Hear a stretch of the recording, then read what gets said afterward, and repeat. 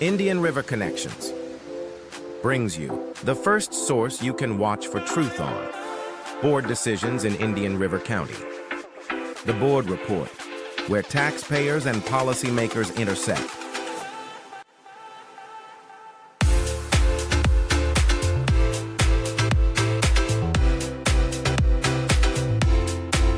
Be sure to subscribe on your favorite platform to get notified when we go live on Fridays at 7 p.m.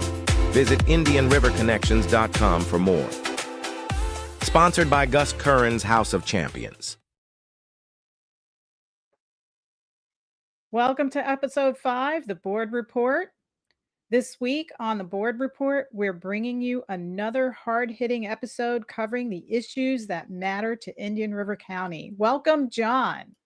How you doing, Joanne? Another good big gap we got, and we have some great news as well. As you guys can see at the end of our promo in our introduction, is we got Gus Curran's House of Champions is signed on board to be our presenting sponsor. So we're super excited to have that. I mean, it gives us some more credibility on what we're doing and how we're doing it, and the people that we're bringing on with the Indian River Connections, which is connecting people in places. And we got some great people tonight, Joanne. So who do we got? Yeah, we've got CJ with the Spark Free Press coming on. That's right. Oh, look at that. Yep. Nice. That's right. And we've got some great topics to talk about today. And then we have 2 other guests after CJ comes on, and that'll be, so everybody stick around for that, because that's going to be a really serious subject that everybody needs to know about. And it regards, opioids, fentanyl. So we're going to give you some more information about that. So stick around. And so we'll be welcoming CJ, and he's going to be coming back. He's been with us before. CJ from the Spark Free Press for a briefing on the key city and local developments. And let's bring him on. All right. Hey, CJ, how are you doing today? Hello. Doing really good. Thanks for having me. Really appreciate all you do here and taking the time to kind of bring me on board tonight. Yeah, CJ, well, you're the editor-in-chief of the Spark Free Press, and we really love the work that you do. I mean, you can't run out of topics these days. I mean, we've got, from illegal immigration to DOGE. I mean, DOGE is the biggest subject on the biggest thing that we're talking about right now. Yes. How do you feel about what's going on there? Yeah. Well, first of all, I just want to thank all my writers and my team and everything. It was really an excellent year last year, but I couldn't have done it without my team. I have, I can never thank enough Joe Hoft and Gateway Pundit, Jim Hoft, Sheila at Able Child, and Alex Newman. Okay, all these authors and these great journalists of our time, they've all been able to kind of take the spark and just actually be able to get us be a leading news source in Indian River County. But not only in that, statewide and national, but all that could not be done without my amazing team, this amazing team of writers and real journalists getting real facts, which brings me into the DOGE, which you were just talking about. The DOGE it's really genius. We're living in a really fast news cycle right now. The DOGE is really delving first. It seems like they're going to make an example out of this USAID organization, all the treachery, really traitorous kind of acts they've been doing, and just stealing money from taxpayers and then pretending to hand it out to these different communist organizations throughout the world. And then, what they just uncovered actually was that they're actually involved in, of all things, journalism, supposedly. So they've been buying Politico.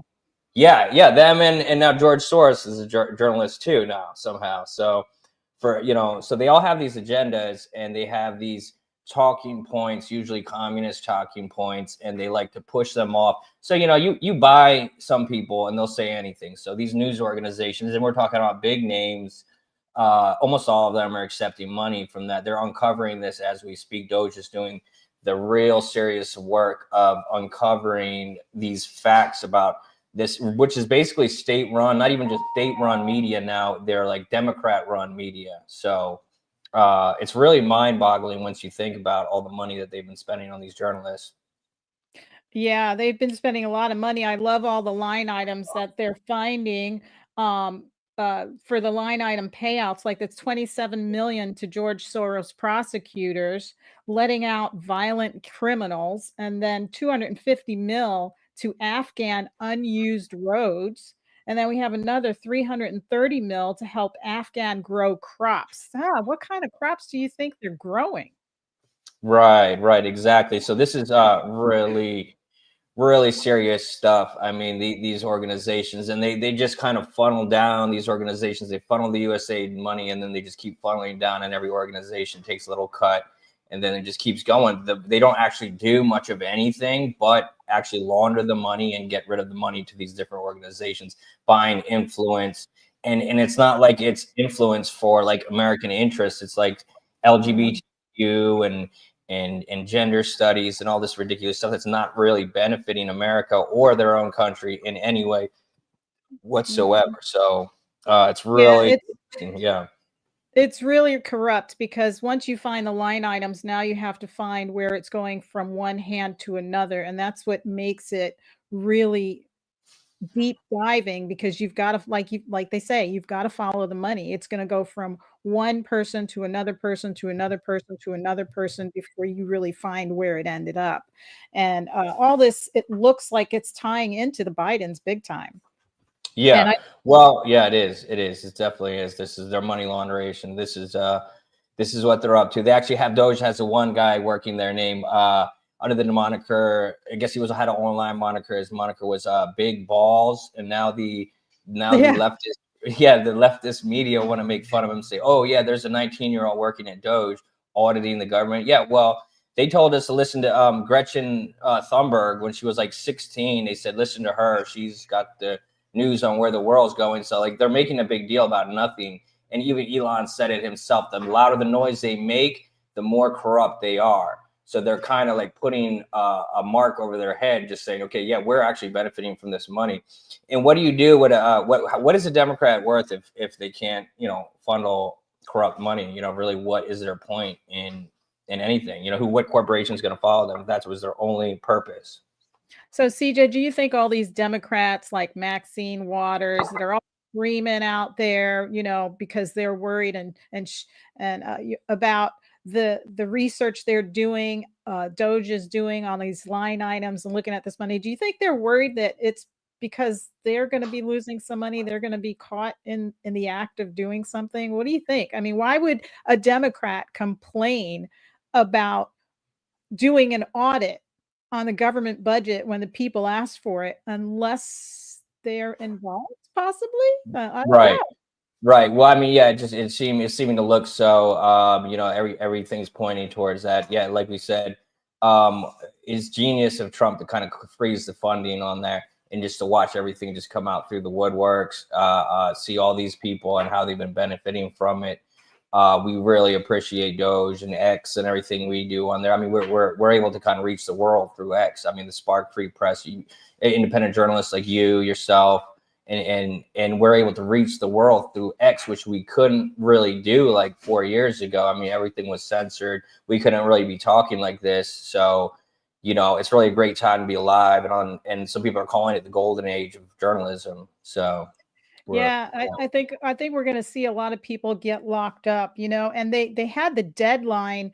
They had administrative leave. The director for security and the deputy director, they put them on administrative leave, and they just pushed the line back for everybody to accept Trump's deal, the severance pay deal, to Monday because of that judge that's fighting it. But their deadline was Friday today, and now it's been pushed to Monday. I think those people should take that severance pay if they can, because we're shrinking the government. Thank goodness, right?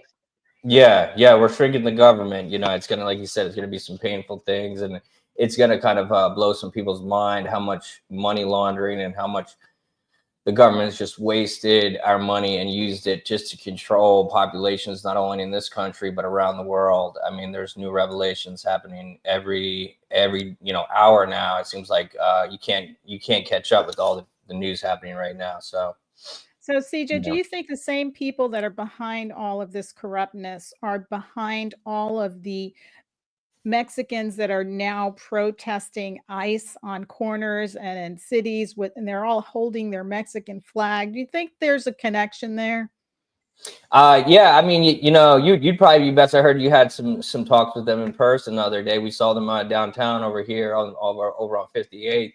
And yeah, there may be some Soros, who knows, yet there may be some Soros funding to these groups that are going to come alongside them and then start problems in the streets of our American cities and even in the countryside out here, it seems like.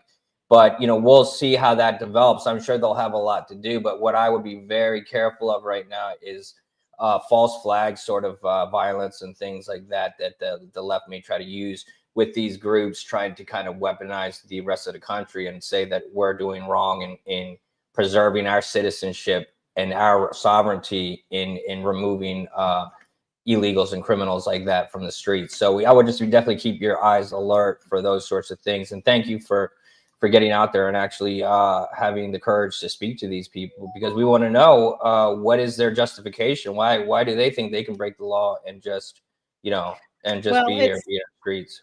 Well, you know how the Democratic Party works. They try to make every lawful issue the heart issue. And it's not about the heart. It's about law, and it's about what's right and what's safe for the American people. And so I was trying to find out their point of view. I was kind of stay very biased and just say, okay, let them say what they have to say so I can see what's coming from these people. But it made no sense to me. If you're for America and you're here because you love America, why are you holding the Mexican flag?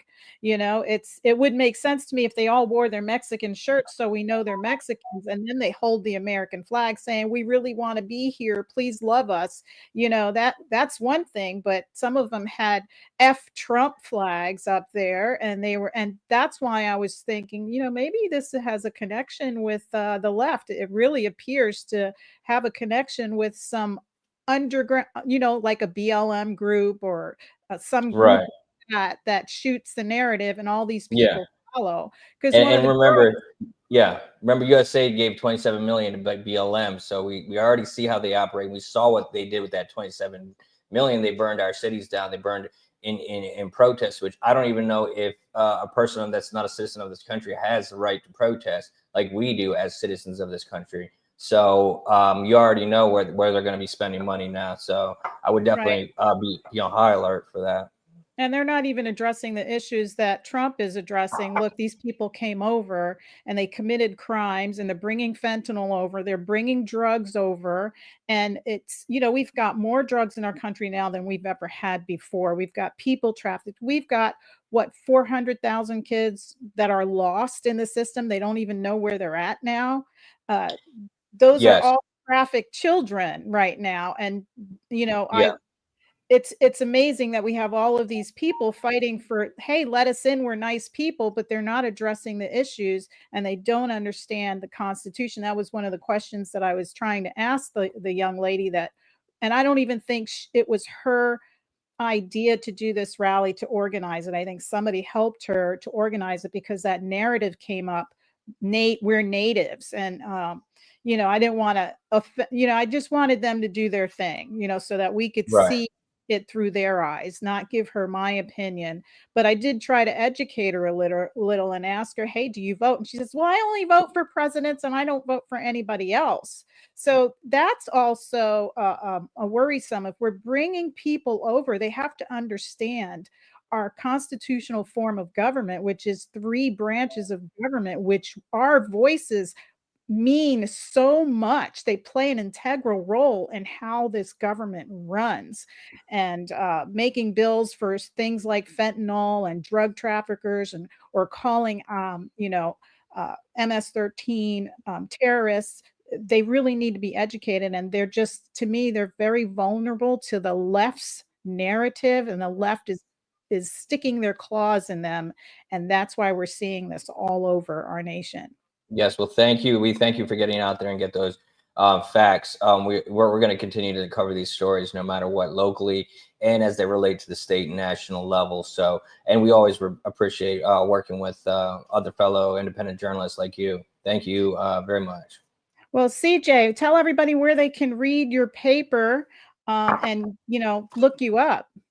Yeah, so we're just, we're online. We're online, Facebook, X, Instagram, but you can find our physical copies throughout the Treasure Coast, mostly Indian River County right now. If you'd like a subscription, you can go to sparkfreepress.com, or you'd like to support, please just remember, and not everybody understands how much work goes into this independent journalism, like what you're doing and what I'm doing. It's just, it's a lot of work and not always the biggest, reward financially, but we really want to get the truth out there, and we will continue to do that no matter what the cost. So please support independent journalism. Thank you.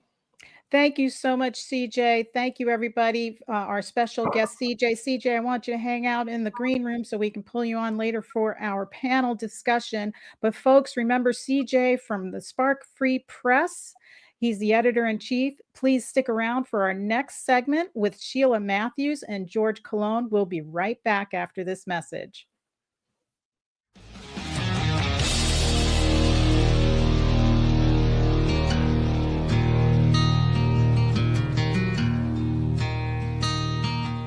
Warrior Shield Foundation is here to unite, honor, and provide support for veterans, first responders, and Gold Star family members.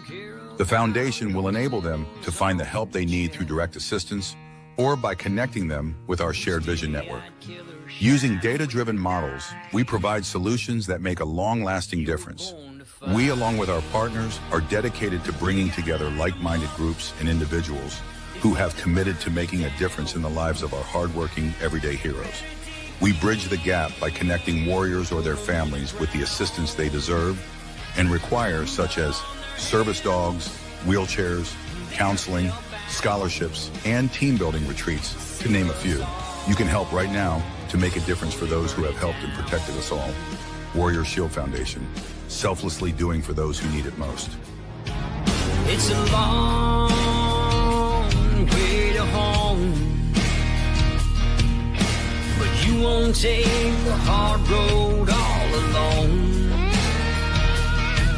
Just look to your left and look to your right. You were born to fight. Indian River Connections brings you the first source you can watch for truth on board decisions in Indian River County. The Board Report, where taxpayers and policymakers intersect.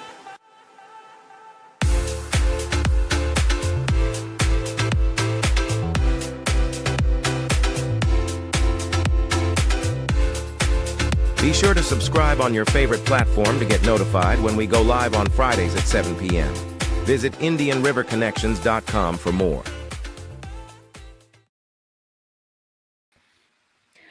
Welcome back to the Board Report, coming to you live every Friday at 7 p.m. Welcome back, Sheila Matthews, and let's welcome George Colone. Hello, everyone. How are you? Well, folks, Sheila Matthews is the founder of Able Child, and George Colone is our recovery coach. And he has been doing this for a long time, working and researching and giving us all the data on prescription drugs and on drugs like fentanyl. So Sheila, let me start with you. Tell us, what have you come to as far as today's date when it comes to, because you work with informed consent, and some of these drugs are addictive as well. So tell us a little more about that. Sure. Well, Ritalin and other behavioral health psychiatric drugs are gateway drugs. And this was according to the Berkeley study, where they said children that have been given Ritalin and Paxil, that these are stimulants and it's a gateway drug to later use. And the authorities that push mental health and psychiatric drugs never give that information to the parents when these children are very young. So a 7-year-old can be actually on a cocktail of these psychiatric drugs.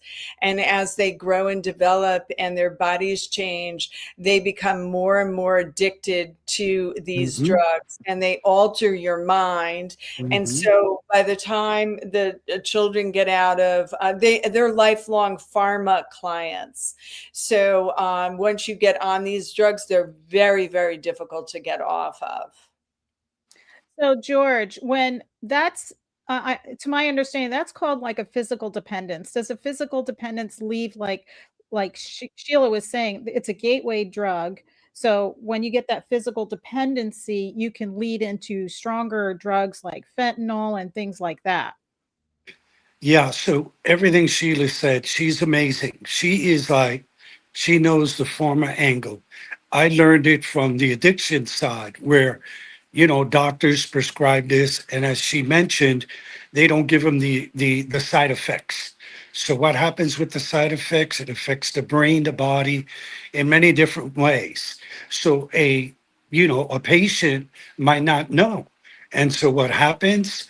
It affects them in a way that they become dependent on that particular drug to either feel better, to block out reality.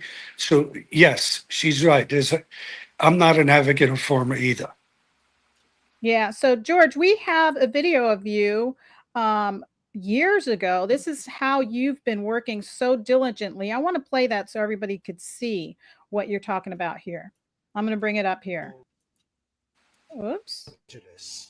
Not only people who are addicted get affected by fentanyl, those who have other issues, medical issues. And it hasn't seemed to be as important in this country as some of my federal agents have seemed to understand, especially here in Florida. I don't know why. Really don't know why. But the FBI, DEA is on top of this, and everybody else in this country is asleep on it. Maybe it hasn't affected them yet or their children, but I guarantee you go to Washington, D.C., they will alert you. Why do I say that? 2 years ago, 3 years ago, when I went to Washington, D.C. to protest about this thing that's killing people in front of the China embassy, thank God we had some agents there from the DEA and FBI recognizing the seriousness of this. Some other people don't want to classify it. It's like goes over their head. Good luck with your life if you're on some medication. Why? The cartel has become experts now in infiltrating the medical field. So it might not be important to some people, but I guarantee you it will be. So Sheila, do you think some of your patients, the people that you talk about, their dependency that they get on these drugs will lead them up this road to where they are also victims of fentanyl? Well, first of all, I commend George. Wow, you've been in this game a long time, and thank you. Basically, the DEA classifies the drugs that I'm concerned about, which is Ritalin, Concerta, Paxil. I mean, you name it. It goes on. Psychiatric drugs and SSRI drugs. They're Schedule II narcotics, and the DEA at one point, and I had a pamphlet many, many years ago from the DEA that kind of outlined the concern they had with Ritalin and Paxil and all these drugs. And it was a very specific brochure that was trying to tell parents these are Schedule II narcotics. That brochure has gone away. And, when I'm listening to George's testimony there many years ago, and he's saying, it doesn't seem to be a priority. And that's because of the influence of the pharmaceutical industry and their total buyout of our government. So it's been frustrating over the last 20 years to see a generation of children that have really disappeared. They are completely dependent on these psychiatric drugs. People are afraid to talk about it. The parents that come to our organization, they're begging for an exit plan. How can I get my kids off? And a lot of them actually are now in their 30s, so I've been doing this for over 20 years, and they're the parents that were unlike me, believed in it. And you know, another mother saved me. That's what my organization does, is we work on informed consent. So that means you're supposed to get all the information before you make and execute a decision on mental health products and services. And they do more harm than good.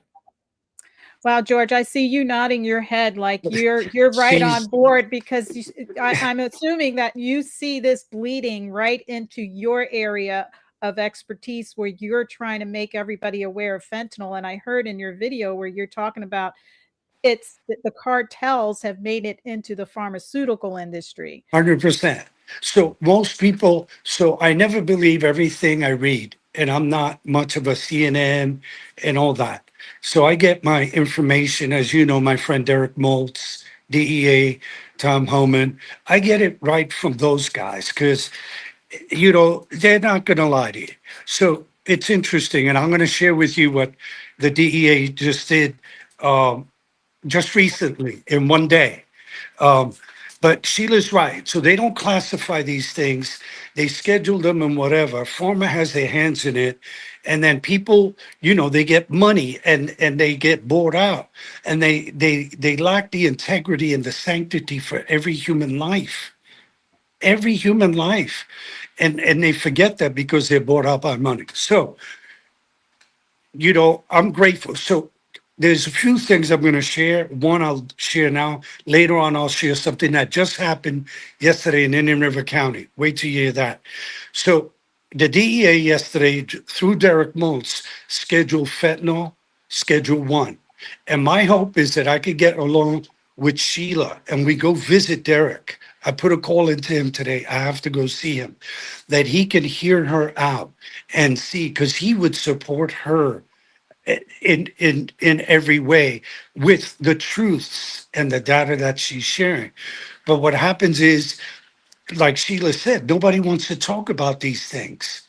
I don't know why, but they don't want to be transparent, you know, and realize that human lives are being damaged, or it's very sad. It's very Yeah, sad. you know, before I've been watching you, and I wanted to do a little research, and I wanted to show this because I didn't know that we had opioid receptors. Yep. And let me just show this. This is a short video on the opioid receptors in our brains and how fentanyl takes over your opioid receptors. So let's just take a second and watch this. Oops. Opioids bind to opioid receptors in the brain, which are receptors that get activated when you have opioids in your body. That activation leads to a cascade of effects. So opioids block neurotransmitters that communicate pain. So they block the sense of experiencing pain. They increase dopamine, which is a feel-good hormone that allows you to feel happy and have a great mood. They increase serotonin, another sort of feel-good hormone.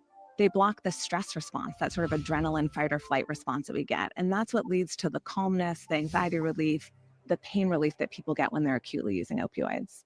And the reason it matters to understand that, because withdrawal is the exact opposite. And that was an important point that she was making, because when she said withdrawal is the exact opposite, Exactly. she went to say that your body goes into overdrive because now you've removed all of this. And that's why withdrawals are so painstaking and even can kill a person.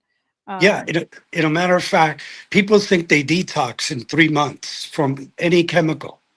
Medically, that's humanly impossible. It's not medically proven. It's a year, even from alcohol, if they've had a lot of difficulty with alcohol. Minimum of a year, because it affects the cerebral part of the brain and every organ in our fiber. That's just one thing if abused. Now, if you're talking about opiates or pharma, that's a whole nother level to detox from. I'm not an advocate of Suboxone and Vivitrol, which is, and Sheila might agree, that they take addicts and alcoholics. I don't know what they do it today. I'm not in the field anymore. That's another issue. They try to, you know, you know, get them detox, but then they're giving them drugs. So, you know, I'm not an advocate of that. I detox when I did, totally on my own with guidance from medical 20 years ago. So it was that kind of detox. But today, like Sheila was mentioning before, pharma has their hands in everything, and even in the treatment industry. And that's another thing we'll talk about later. So Sheila, I see your brain is going. So are there any solutions, or what's your response to this? Well, watching that video, you know, the pharmaceutical industry along with the psychiatric industry got buy-in from a little marketing clip similar to that, where they said that people suffer from a chemical imbalance and you need Ritalin and you need these drugs to balance out the chemicals. Yeah. And that was 100% fraud. Yep. That's never been proven ever. And honestly, they have gotten away with that and nobody's suing them. But every time we come out and we say that's a fraud, nobody sues us because we know that it's true. It's a marketing. It's when they created the Zoloft commercial of the bouncing eggs, and they said you may suffer. You may. That's a legal word. They can't define whether you do or you don't because there's no proof. There's no brain scan. There's no blood test. Nothing. So the field of mental health is completely based in subjective criteria. And then as far as the sober situation and getting people off of drugs that way, I would say that, you know, in the hospital district is planning on opening up a sober house, and, you know, Able Child is very concerned with that because they're warehousing people in order to get them sober, and that never works. Okay, you can't give somebody a pill to become sober. You can't and to detox them, but quite frankly, most sober houses use a copy. Alcoholics Anonymous 12-step program, they copy it. It's free, and they use that, and then they take all the credit for the ones who actually get sober through the 12-step program. Wow. So, you know, I think that the industry is filled with fraud and abuse. And there's a financial stake on it that is so, I mean, it's $1 billion industry. It's the behavioral health. It's the behavioral health industry. It's $1 billion industry for sure. Well, Joe, it's go ahead. amazing. It's amazing. Everything Sheila's saying, it's on point. There's no disputing it. So, you know, when I got in the field of addiction, our teams didn't hire you if you don't have any credibility, any certifications. So you read my resume, NADAC, Harvard. That, you know, anybody who tries to sell me that they worked in the field of industry without any credentials, I'm not buying it. I'm not buying it because I've seen it too much the past 16 years. Like Sheila has worked in her field. I've been in the field with this for 16 years. Here in Vero, it's all fluffy. That I'll get to what's going to happen. And when you hear what's going to happen with law enforcement and officials, you're going to go, how did that happen? And I'll explain to you how. But Sheila's right. So what they do in some sober places, they become victims of what these people want to sadly exploit. I don't want to say all, but a lot, like a lot. Believe me, I know, because I used to vet treatment centers for the private teams that I used to work for, because the parents were paying so much money for me to be with their husband or son. And I'm talking about politicians, movie stars, or very wealthy people. No, this was no, you know, they didn't want anything else to kill or murder their, their loved one. And so I had to go in and vet. They knew my family's ex-FBI, DEA. So they were more apprehensive in being transparent. But Sheila's right on point with everything. 100%. Wow. Well, you know, for our viewers who think that fentanyl is not in Indian River County, I found this video from 5 years ago. And what I want our viewers to keep in mind is that our homeless population has grown. And when you have a homeless population and you have drug traffickers, those are the victims that they will feed on. So let me show up this video. Stop in Indian River County led to the seizure of nearly $150,000 in drugs. Sheriff's deputies and officers with the Palm Bay Police Department arrested Thomas Ibarra. Officers searched his vehicle, say they found a kilogram of fentanyl, and heroin, along with more than $2,000 in cash. Ibarra was booked into the Indian River County Jail. Now, that was 5 years ago. Yeah. And fentanyl, I don't know if I was reading more about fentanyl because you got my curiosity, George, and finding that video, I'm like, it's here. It's in Indian River 100%. County. And 100%. fentanyl is 50 times stronger than heroin, is what I found out. Tell us Just about recent, that, George. just recent from the DEA, from Derek Maltz. They tried to do what Sheila's doing to get people to become informed, right? To tell people the dangers of certain things. At least know what you're taking, whether it's medication or even if people are smoking a fat one, whatever. So what we have in this country, and I'm going to get in trouble, but it's okay. So even in here in Indian River County is you don't talk about it. It's not happening here. Well, that's bullshit. It's happening here. And when I tell you what just happened, and I'm just gonna, when we get on the panel, I'll tell everybody, you're gonna wow. Why? Because when people don't discuss what's happening, lives are being lost or lives are being messed up. And what happens is some people profit from it. I know sober homes do. I know treatment centers do. They don't talk to me as well. That's fine. I'm okay with all that because I'm not interested in being approved by people. I've learned to be a truth teller.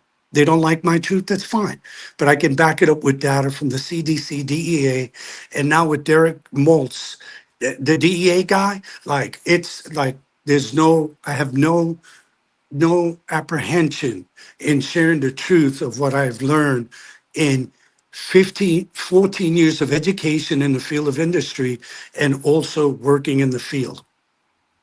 I have to. Sheila, yeah, thank you so much. I mean, you have been going. I've watched you. Sheila, you have Shattering the Narrative coming up. Mhm. Please tell us about that. Sure. I hope to see you there. I love having new media there. It's quite an undertaking.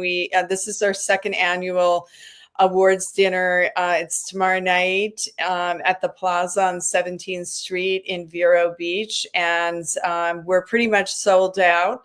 And we are excited to have the Gateway Pundit there.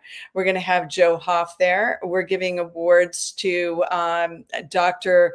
Gene Pasca, who's on the Board of Education in Indian River for his work on informed consent regarding the COVID shot. And most importantly, we are going to have Bobby Kennedy's group from Reform Pharma there, both an attorney, Justine Tagway, and Amy Miller. And it starts at 5:30 and we'll run about until 9:30. And it's just an amazing evening. It's the only fundraiser that Able Child does once a year. We ask for the people to fund us. We do not take any money from the state or federal government. So what we are doing is shattering the narrative, because what we're being told is a flat out lie. It's fraud. Mhm. We're going to actually have this really interesting attorney that was on a case. It was called Take Care of Maya, and it was on a Netflix show. And he was one of the attorneys that sued a big time hospital in New York for I want to say like $260 million for a lack of informed consent. I'm so excited to meet this attorney. He'll be there. We're going to have a psychiatrist that is the only one that is tapering people off in the United States, and he is an expert in adverse events. So we're just really excited. We're going to have some really big stars in the new media in the audience, and we're just really excited about the events. And you could go to ablechild.org, see if we have any tickets left, but I don't think we do.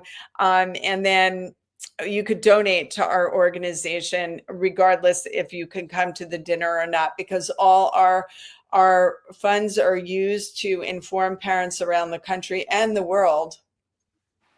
Wow. Yeah. Thank you so much, Sheila. So, everybody, these are our wonderful guests, Sheila Matthews, founder of Able Child, and George Colone, recovery coach. If you will all just please stick around, we're going to take a short commercial break and we're going to come back for the panel.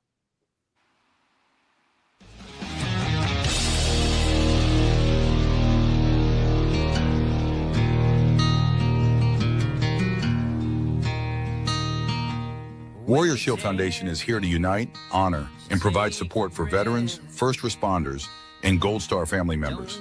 The foundation will enable them to find the help they need through direct assistance or by connecting them with our shared vision network. Using data-driven models, we provide solutions that make a long-lasting difference. We, along with our partners, are dedicated to bringing together like-minded groups and individuals who have committed to making a difference in the lives of our hardworking, everyday heroes. We bridge the gap by connecting warriors or their families with the assistance they deserve and require, such as service dogs, wheelchairs, counseling, scholarships, and team-building retreats, to name a few. You can help right now to make a difference for those who have helped and protected us all. Warrior Shield Foundation, selflessly doing for those who need it most. It's a long way to home, but you won't take the hard road all alone. Just look to your left and look to your right. You were born to fight. Welcome back to the board report, coming to you live every Friday at 7 p.m. We've got everybody up on the panel. We've got George Colone, our recovery coach. We've got CJ with the Spark Free Press. We've got John Corapi with TGI Now. We've got Sheila Matthews, co-founder of Able Child, and our producer, Mike, with To The Point Podcast. How's everybody doing this evening? Good, thank you. Good. Right. All right. That was a great discussion, guys. So, CJ, what'd you think about that fentanyl, learning about the fentanyl and fentanyl here? Yeah, so it all ties in here, you know, a little bit what we do here at the Spark in independent journalism. We try to kind of connect the dots there a little bit now. So we're talking about a border that's wide open, you know. There's lawlessness at the border that seeps into the rest of the country. That is fentanyl. So now you see fentanyl deaths all around the country. That's the leading cause of death of people our age. So, you know, all this stuff is connected. DOJ is going to try to handle that. I sure hope they can get a handle on that, and then everybody else can close the border as well, because this is just, it was getting out of control the last 4 years. Yeah, I do. I love all the border work they're doing right now. George. So Tom Homan, right? A good friend of mine now, because he's great friends with Derek Moltz. And Tom Homan, Sheila and I were going to go to Mar-a-Lago, meet Tom Homan. We weren't able to, but I'll tell you, I'm going next time. First, I'm going to Arlington, Virginia to talk to, but, you know, the border is being dealt with right now. Yes. The border is being dealt with. Tom Homan don't play. All right. Derek Moltz, he don't play. If you've never met these men or have relationship with them, they're authentic people. They don't go for the fluff, and they see unauthentic people, right? When I was in Washington, D.C. in 2021, we knew the border had to be addressed. 2 years after that, I met Derek Moltz in West Palm Beach. He gave me this file that he composed together since this was while he was not director. No, very few people have this, which describes the CPP. You know, I could go on and on. I won't do that because there's many other people here. But few people are informed because they don't have the knowledge.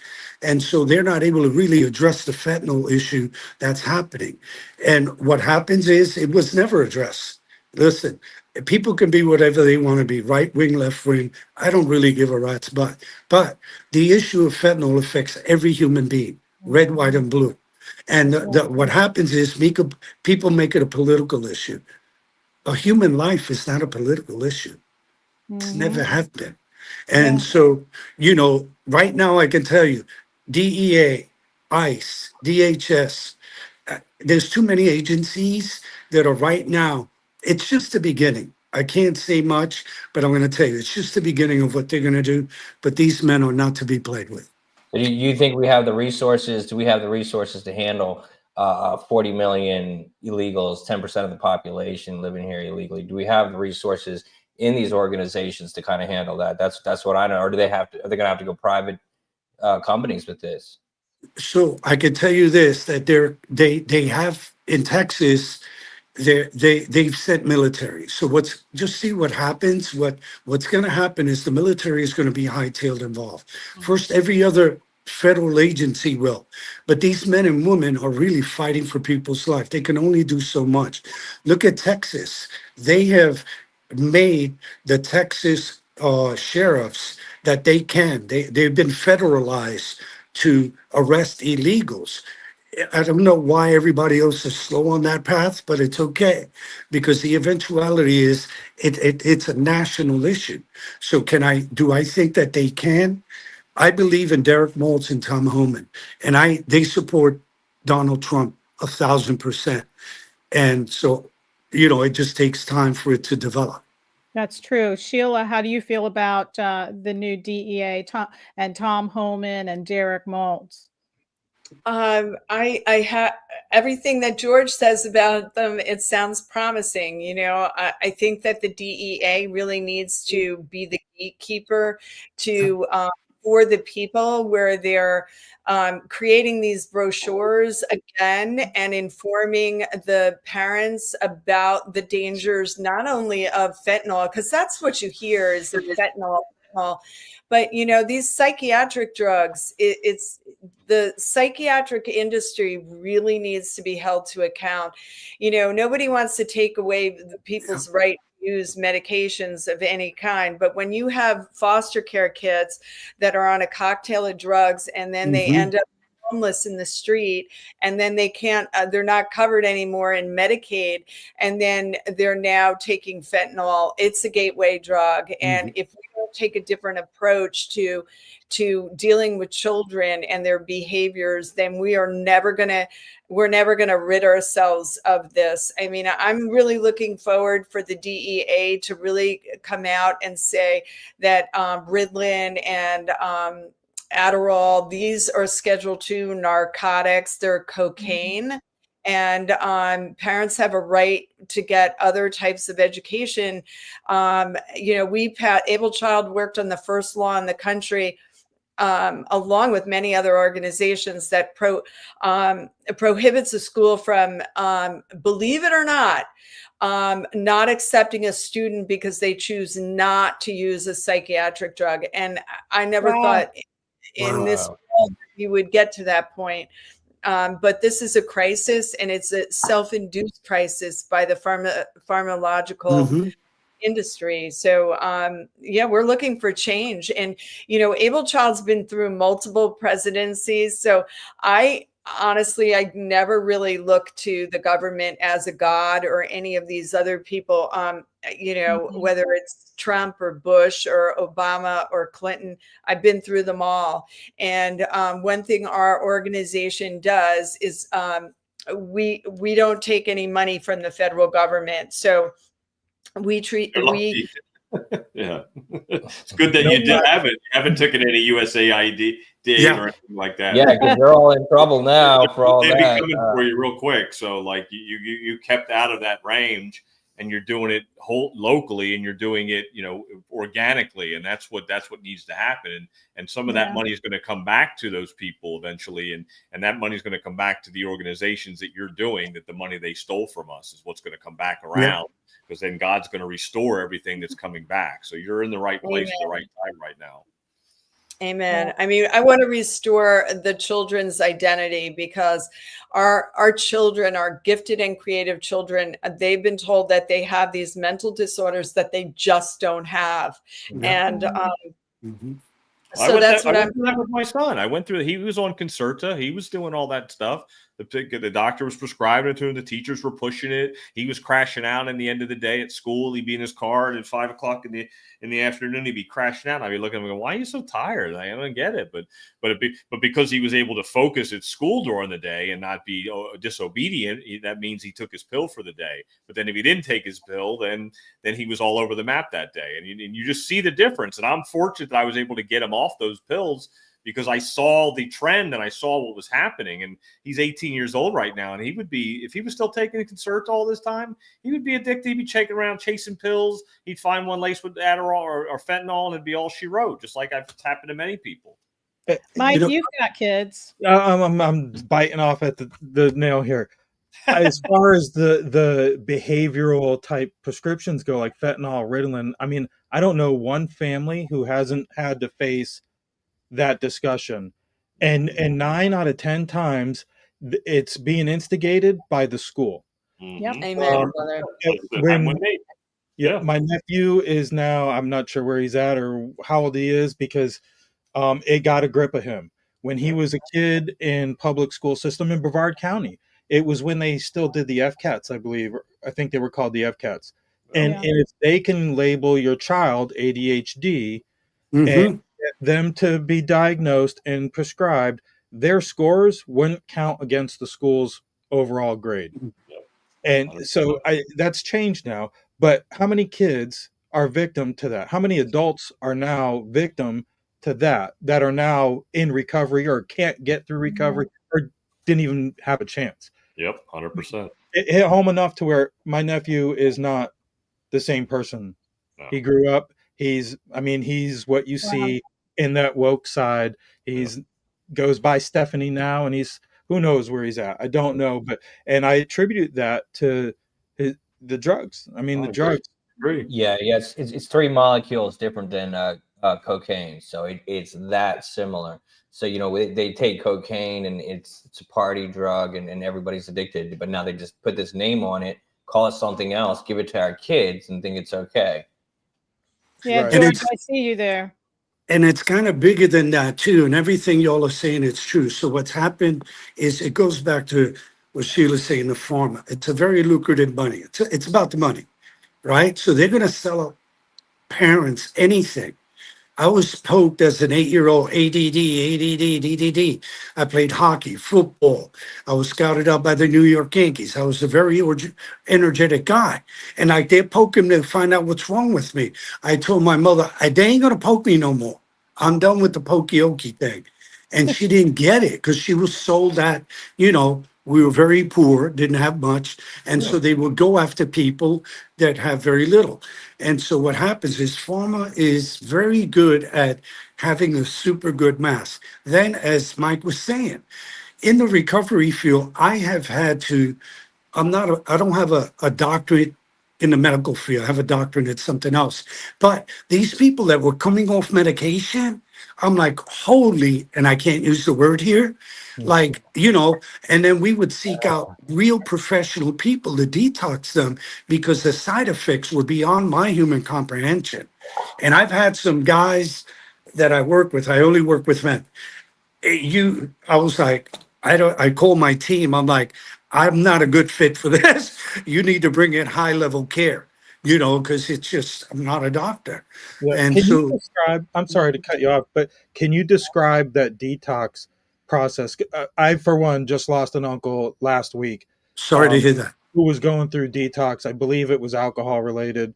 Okay. Maybe not present, but a long life of abuse on his own self. But can you explain what he might have been going through or what somebody trying to get off of that fentanyl will go through? So let's take alcohol and the detox with that. So people, as I mentioned before, think they get detox in 3 months. It's in the bloodstream. It's in our pancreas. It's in the liver. And it takes a while for the body to exit from the body. So as Sheila mentioned before, it takes at least a year. Look it up. It's very disconcerting and sad, right? But people, they sell them in the detox, similar like the pharma. Oh, you're going to get detox in 2 weeks. They can't sell me that. because of my education in the field, and then also working with high-level professionals who have integrity. But they do that. So why? Because sometimes some of them, I have to watch my words, it's a turn business, turn cycle. So it's like pharma. Oh, one thing. If that doesn't work, let's invent another one. Well, Wow. the treatment facility has gotten some of that too. Oh, this detox. I had a bout here with one of the drug companies here because they're like, oh, Vivitrol. I said, I know how much you make on Vivitrol a shot. $1,000 a shot. You got 30 clients. You're making $30,000. They walked away. Law enforcement was there. I said, well, is it the truth or not?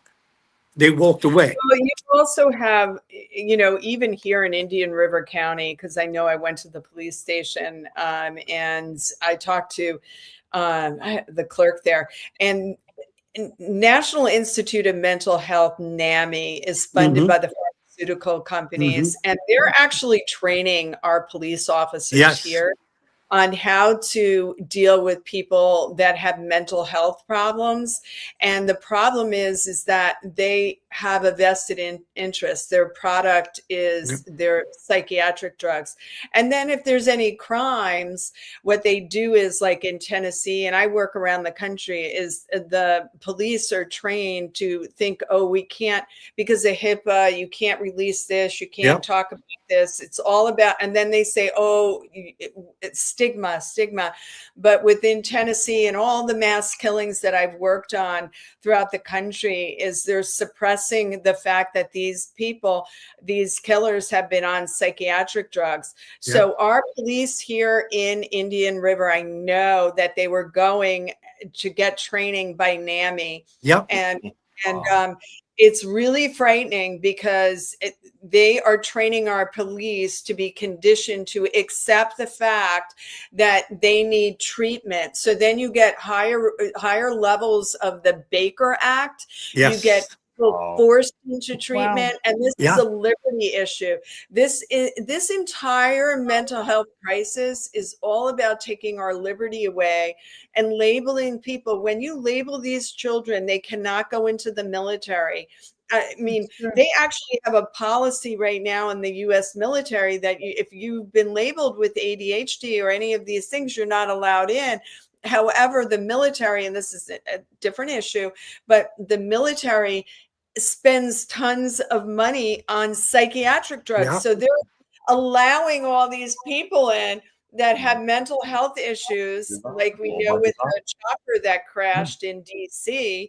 We're still determining what that mental health person looked like behind who was training, but all this data is being suppressed. Thus, we need to shatter the data, and we need to get all the information. How many people are on psychiatric drugs before they commit suicide? You were talking about your uncle, and honestly, these children are killing themselves on these drugs, and they already have a black box suicide warning on them, because I know I testified before the FDA with multiple organizations to get that on there, like cigarettes cause cancer.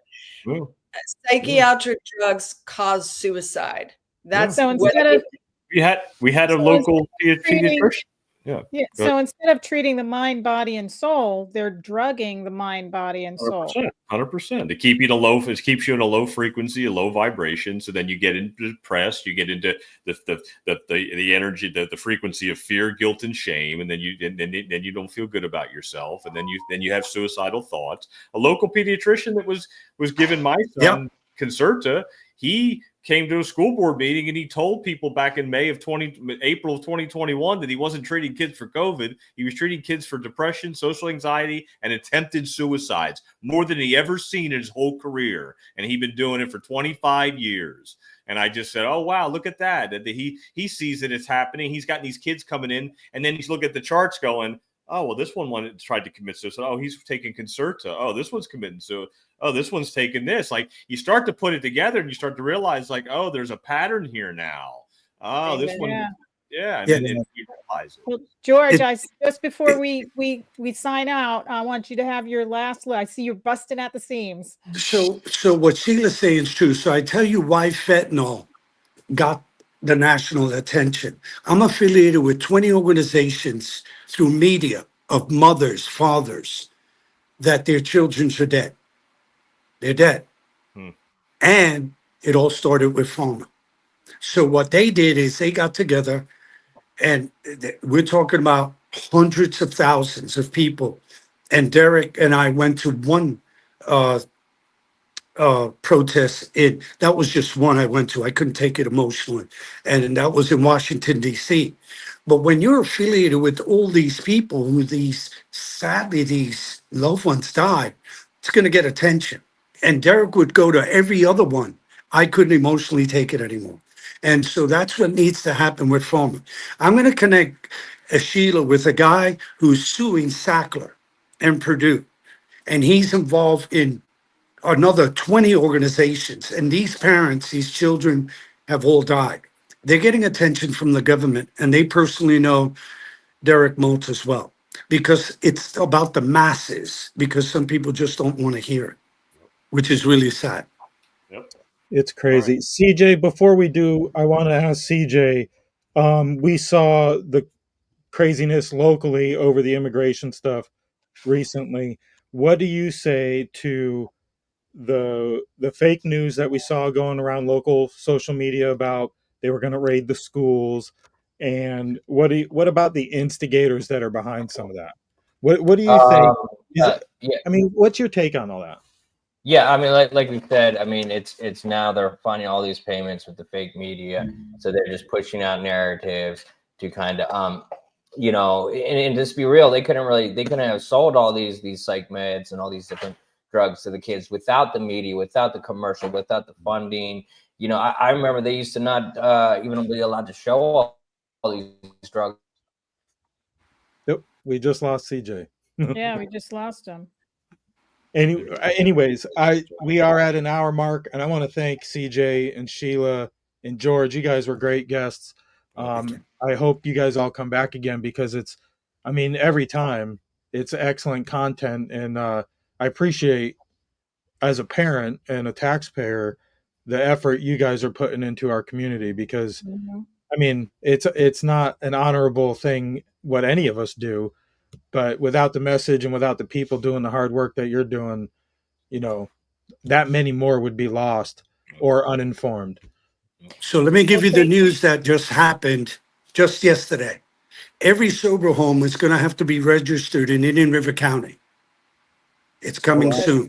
I met with officials and law enforcement, and we started a trend, not only here in Indian River County, for the safety of all, right? The potential clients and the neighbors, but also we have started a trend, and we're starting a nonprofit organization that this will be handled nationally now with the support of DEA, Tom Homan, and other organizations. Oh, that's some fantastic. Some continuity and accountability.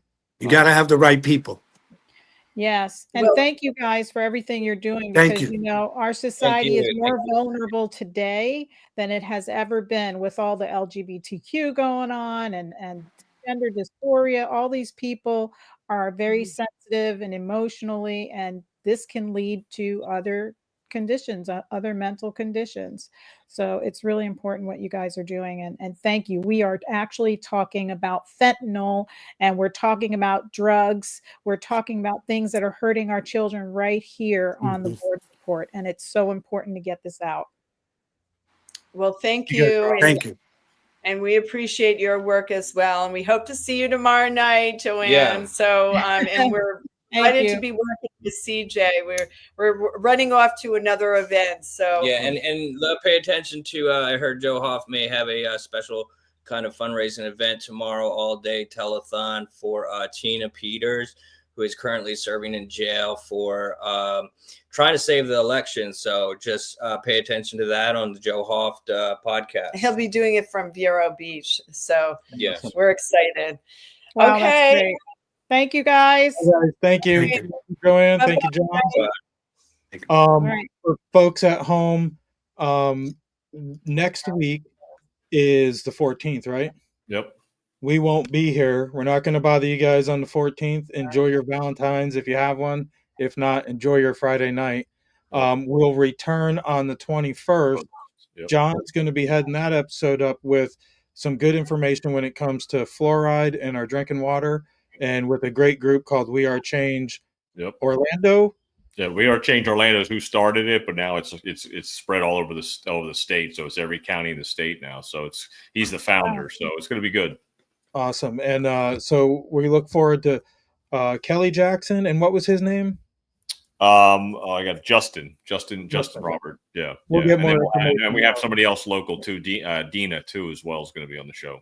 Awesome. So no show on the 14th, fluoride on the 21st, and we'll return the Friday after that with a school board update, hopefully. Yeah, and that's the 28th. That's February 28th. And also, everybody remember, there is the Blues Festival at the fairgrounds on Saturday the 15th. Oh, this weekend. No, it's Saturday the 15th. Yeah, next weekend. Yep. Yeah. Awesome. So thank you guys at home. Don't forget to hit the like button, subscribe, follow, share with your friends. If you're not a member of our Facebook group, jump on there, invite all your friends, like the page, invite all your friends. It's a mess, but just invite them all. So yeah. All right. Thank you guys. And we'll see you in 2 weeks. Yep. Indian River Connections brings you the first source you can watch for truth on board decisions in Indian River County. The Board Report, where taxpayers and policymakers intersect.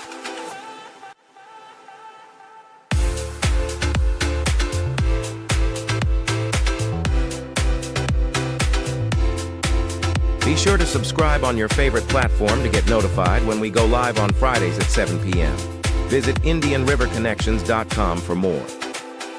Sponsored by Gus Curran's House of Champions.